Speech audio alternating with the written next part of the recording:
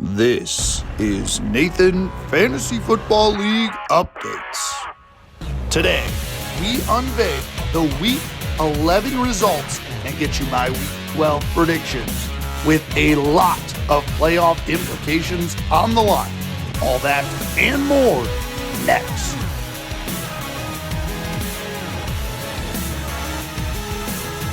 Weather.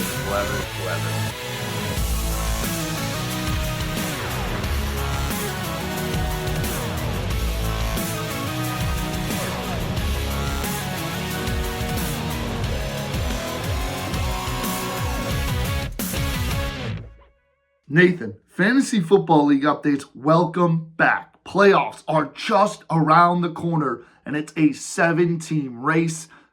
2 teams with a far shot in the Groundhogs and Empire, but there's still a chance. The door is still slightly open for them. We'll see if some miracle run happens, but it's a 7-team race right now to the finish line. One of those teams will be left out, and it could be the top team all the way down to the current bottom team in the race. 3 weeks remaining. If you haven't checked out my playoff predictions video, and that got released earlier today, go and check that one out. But a interesting Week 11. Not a great picking week for me. A 1-4, probably my worst picking week this year. But nonetheless, let's waste no more time, and we're going to start with probably the biggest surprise. The Empire strikes back, needing a win to continue on.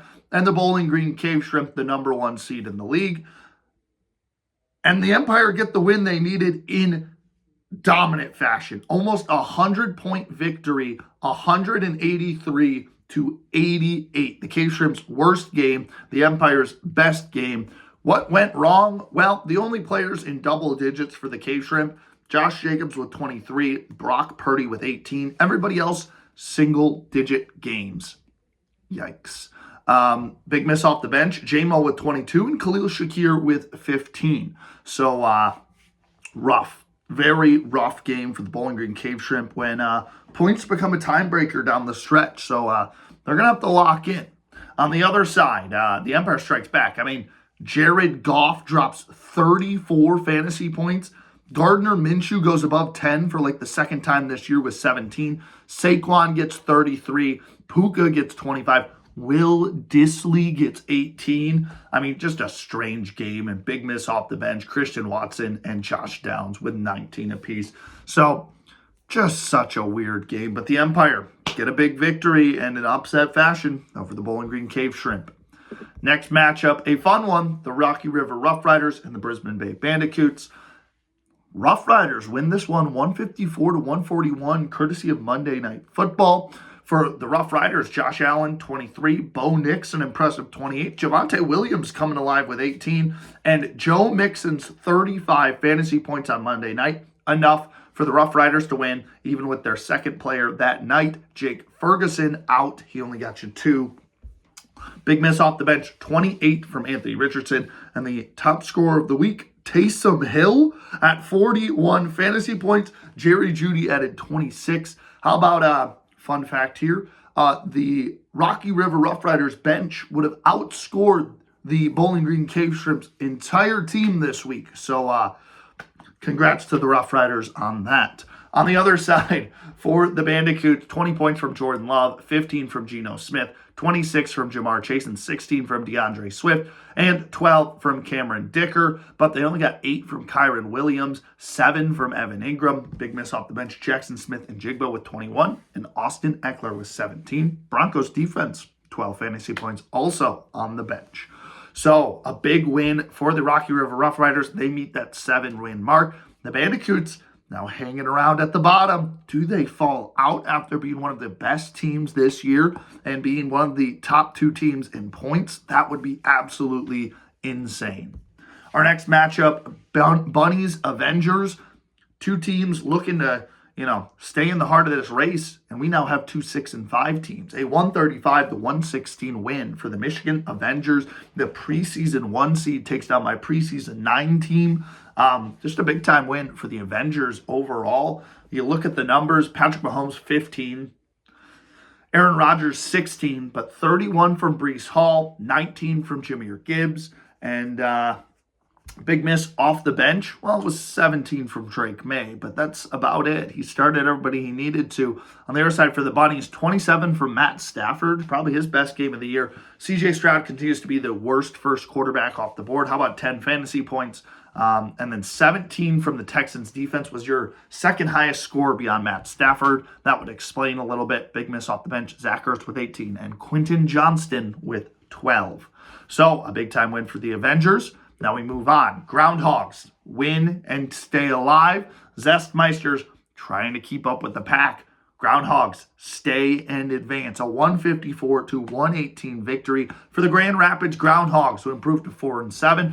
Zestmeisters fall to 5-6. For the Groundhogs, Sam Darnold dropped 23, 20 from Devon Achane, 28 from Cooper Kupp, 24 from your kicker Chris Boswell, and on big miss off the bench though, 28 from Jonnu Smith and 26 from Jameis Winston. On the other side for the Zestmeisters, bad game for Lamar, only 14 fantasy points. He got 19 from David Njoku, 16 from George Pickens. Big miss off the bench, 25 from Juwan Jennings, and technically 15 from Will Levis.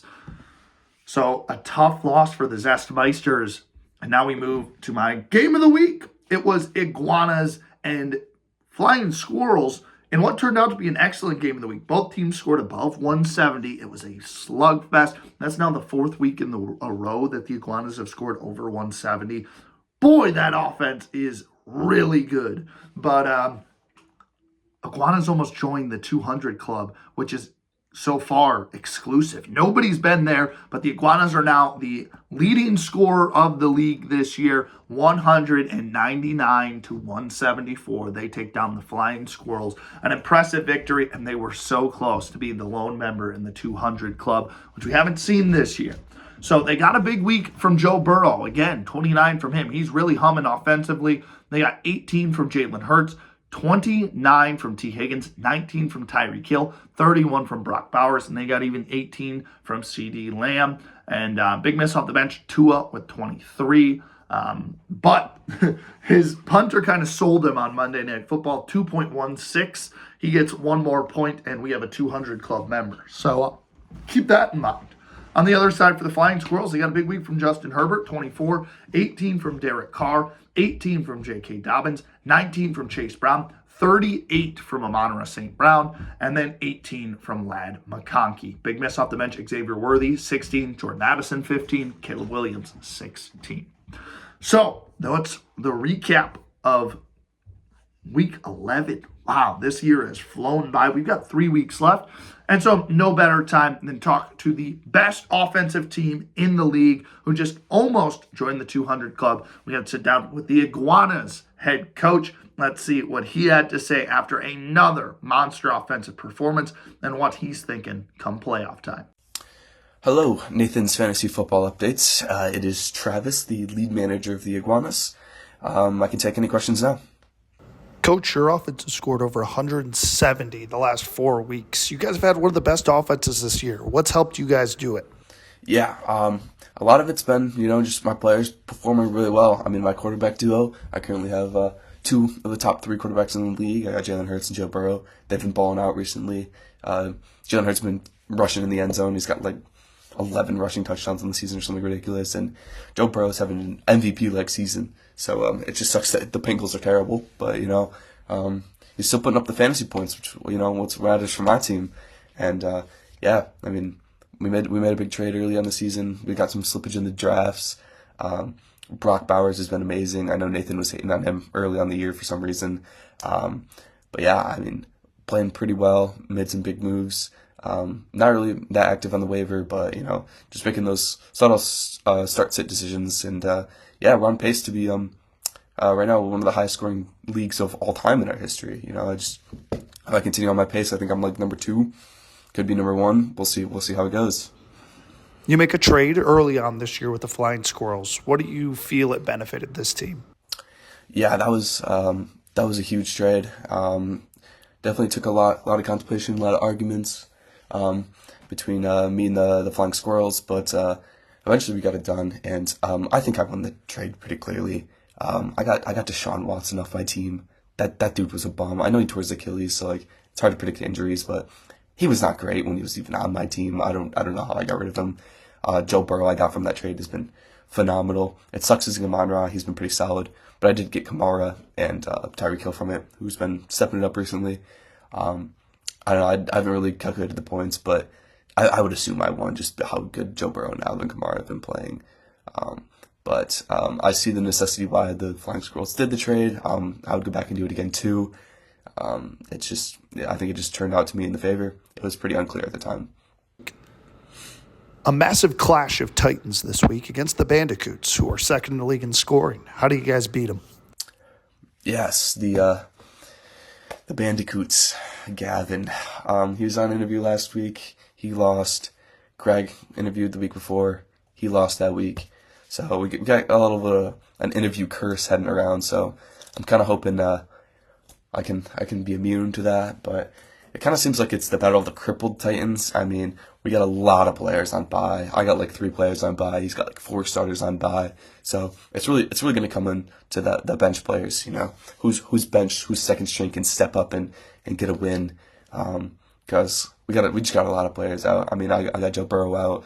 I'm gonna have Tua step up. He's got like Bijan out. He's got to start like Jacoby Myers because Devontae is out. So it's gonna be tough. But I think I've been scoring well.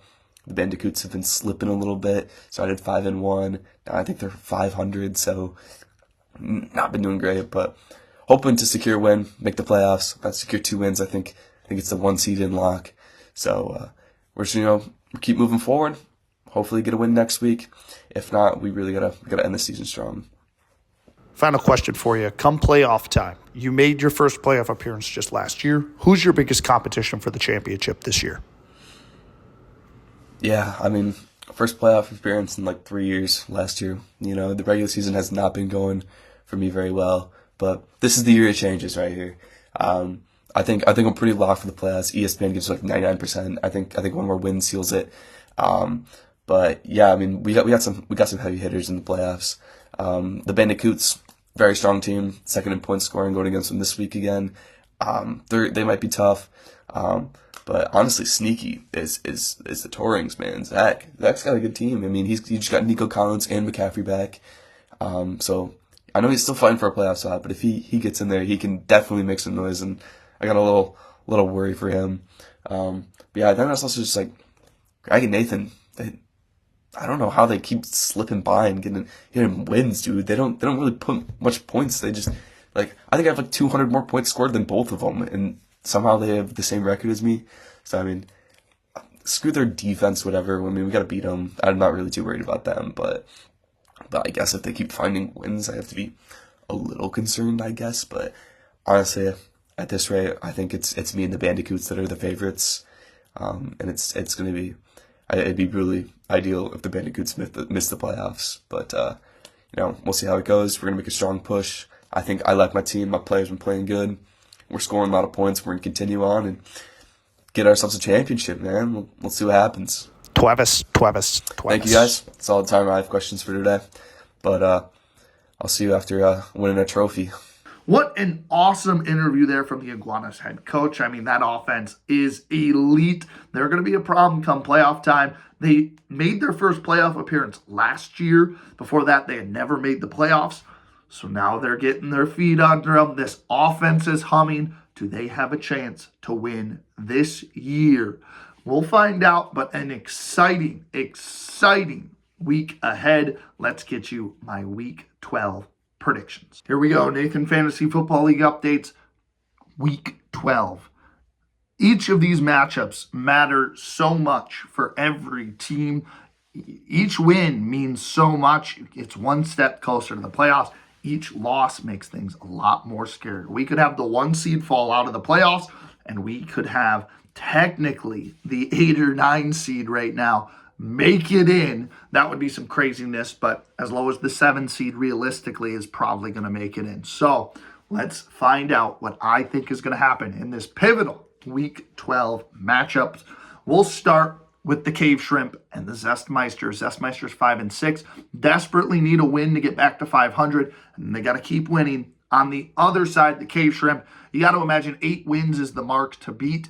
7 wins, you can feel a little bit comfortable, but at the same time, that 8-win mark is going to be crucial because nobody can really overtake you at the 8-win mark. So this one's going to be a fun one. Some bye weeks going to come into play, but the Cave Shrimp, they get a good week from Brock Purdy. They get a decent week from their running backs, Josh Jacobs and Jonathan Taylor. He's kind of been on a downward spiral. Turning point player this week, no Garrett Wilson, so J-Mo is in. Every time the Cave Shrimp start J-Mo, he has scored less than 10 fantasy points. Let's see if that changes this week, because boy, do they need it. He always has big weeks, then they put him in because they have to, and he doesn't perform well. So we'll see what happens. I think they do get a big week from Trey McBride and Kareem Hunt. I've heard rumblings that Isaiah Pacheco might be coming back this week, maybe next week. So Kareem Hunt's days on this roster might be a little numbered. We'll find out. On the other side, for the Zestmeisters, Lamar Jackson has a pretty solid game. And then your turning point player, how about Mr. DeVito? He's back on the lineup card as a turning point player. Thank you for benching Daniel Jones. He was not a good quarterback. I think you've got a little bit more of a competitive chance with Mr. DeVito here. He's your turning point player, though. Let's see how he plays in his first game under center this season. CMC and Mr. Kenneth Walker play pretty well. I think you get a consistent, solid week from Nico Collins and George Pickens. And then a little bit, if healthy, an okay game from George Kittle. And a struggling game for Chuba Hubbard as he plays a tough Kansas City front 5.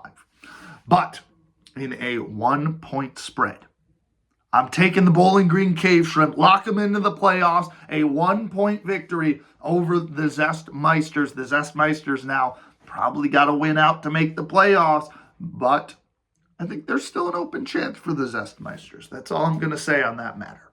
We move on to our second matchup, a battle of the bottom teams. It's the Empire Strikes Back taking on the Guantanamo Bay Flying Squirrels. Should be a fun one. I think the Empire get a good week from Baker Mayfield. Good game from Barkley. I think he's going 20 plus this week.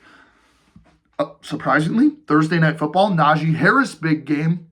It's felt like every week Thursday Night Football's been when all the big score, or some or most of the big scores have been. Najee Harris going to be one of those this week. Jay Jettis back in the 20 range. Puka Nacua has an all-right game against a tough Eagles team. Your turning point player is Will Dissly. There's no way he scores 18 again. That could be the Cave Shrimp in me speaking, but Will Dissly has this meh game, solid game for a tight end, I guess. No way he scores 18 again. On the other side, Flying Squirrels, big game from Justin Herbert. He is locked in. Keep throwing it to Quentin Johnston, man. I mean, that connection is working. Justin Herbert, we didn't think he could do this, especially with how he started. He's humming right now in that Harbaugh offense. So give me another big week for Herbo. St. Brown and James Connors have big games. Your turning point player, though, Lad McConkey. You need that double up points. Herbert to McConkey. I don't know if he gets in the end zone this week. I think he, though, plays serviceable. So, in the battle of the bottom teams in a 10-plus point spread, though, give me the Empire Strikes Back. I think they've got a little bit more going for them in Saquon, Justin Jefferson, Puka Nacua, and Baker Mayfield. And even Najee Harris this week compared to just probably Herbert, St. Brown, and James Connors. I think a rough week offensively for the Flying Squirrels, and they fall in a 10-plus point spread.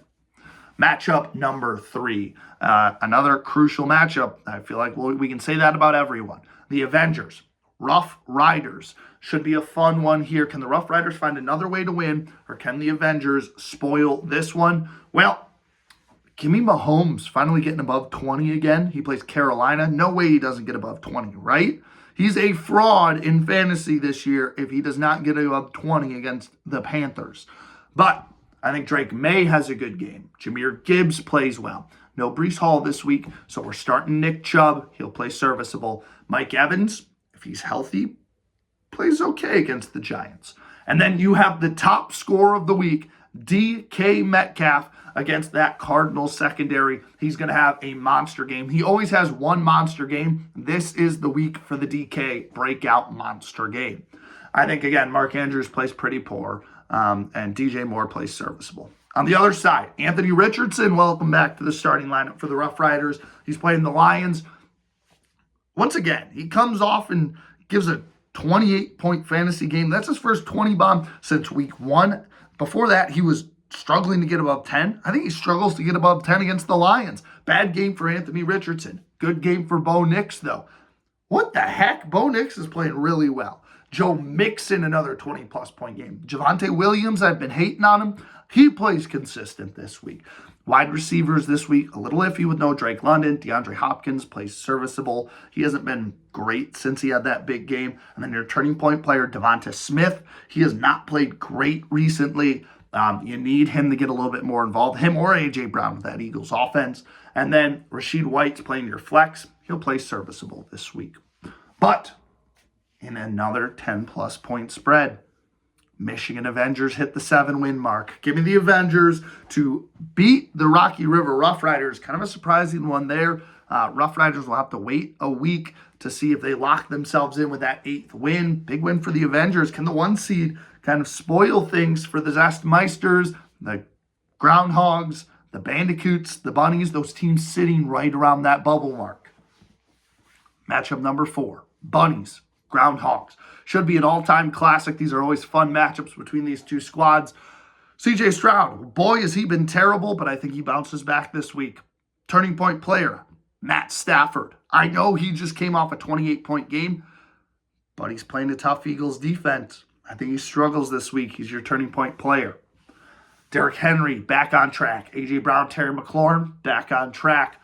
Tony Pollard and Hunter Henry play serviceable. For the Groundhogs, big week from the quarterback. Jaden Daniels, big week from Sam Darnold. Devon Achane found his stride again. He's going to go for 18-19 this week. Cooper Kupp keeps playing well. Your turning point player is Mr. Tillman. He's back in the lineup. Xavier Tillman will try to keep you afloat this week, or Cedric Tillman, excuse me. He's going to be your turning point player, trying to keep things going. Kelsey, against a terrible Carolina team, bounces back after only 2 points last week. And Marvin Harrison stays hot. And how about a 20-plus point week from him this week? But in a 8-point spread, I'm taking the Grand Rapids Groundhogs. Playoff hope still alive for the miracle team that is the Grand Rapids Groundhogs. They take down the Bunnies in an 8-plus point game. And that moves us to the game of the week. A battle of the Titans. The top 2 scoring teams in the league will duke it out. The Iguanas, the Bandicoots. These are the teams that score best, and they score more than anybody. Iguanas have scored 170 4 straight weeks. Can the Bandicoots keep pace? Well, we'll start with the Iguanas. They've got to start Tua this week. Joe Burrow's on his bye. I think Tua still has a great game. He's got Tyreek Hill on his roster. They get the double connection. They're starting to heat up a little bit, as we've seen the last couple of weeks. They keep it rolling. Jalen Hurts has a good game. David Montgomery has a good game. Turning point player Bucky Irvin plays serviceable because no Alvin Kamara this week. CeeDee Lamb's playing good. Brock Bowers is playing good. Cade Otton back at the flex. He plays all right this week against the Giants. For the Bandicoots, we knew about this coming in.